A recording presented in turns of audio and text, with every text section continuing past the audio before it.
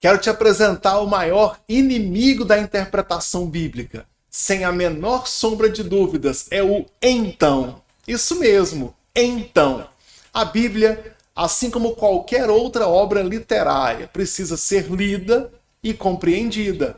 A compreensão, ela vem da leitura, da análise do texto, de conhecer o autor, as intenções do autor, o momento histórico.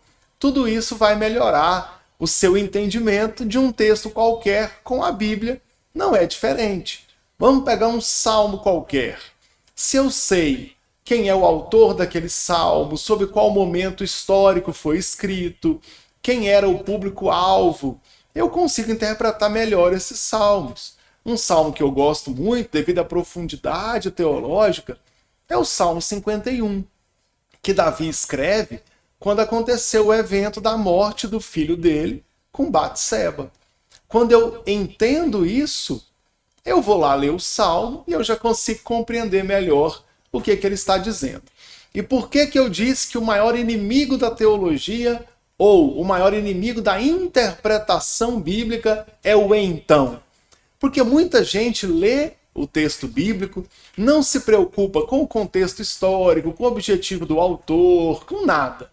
Lê o texto e fala então, e ele aplica ali a interpretação que acha que deve aplicar. Aplica ali o que acha que de alguma forma é o entendimento correto. Só que esse então, normalmente ele desrespeita todos os princípios de interpretação, inclusive o principal, que é o objetivo do autor. A palavra autoridade, a raiz dela, vem de autor. O autor da obra tem autoridade sobre a obra. O autor da obra tem autoridade para explicar o que está acontecendo. Isso é o que muita gente se esquece ou não dá o devido valor. E a pessoa pensa que interpretação da Bíblia é simplesmente ler e aplicar o significado que ela acha mais adequado. Qual que é o problema disso? É que muita gente acaba pegando a Bíblia e usando ela para defender um ensino pessoal, um ponto de vista seu, para defender a denominação, para procurar a base bíblica, para dar aquela bronca que você quer dar, por exemplo, nos jovens. E eu já ouvi muita coisa e que sempre o erro começa no então.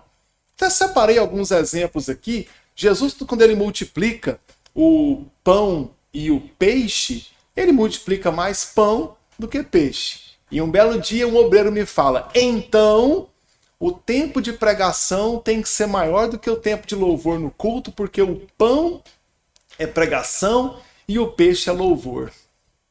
Entenderam essa? Amai-vos uns aos outros. Então, não pode disciplinar, não pode corrigir o pecado, não pode dar aquela bronca em que está precisando ser corrigido, porque a Bíblia diz, amai uns aos outros. Então, acabou a disciplina, acabou a verdade, acabou o certo e o errado. O amor proíbe todo tipo de correção e disciplina, mesmo que a Bíblia esteja recheada de textos que ensinam exatamente isso. Um versículo bíblico diz, louvai ao Senhor com dança. Pronto. Agora é obrigatório ter equipe de dança até no culto de oração. Até na hora de servir a ceia, aquele que leva o pão e o vinho tem que levar dançando, porque Davi dançou, porque a Bíblia diz para louvar o Senhor com dança. Tá vendo então?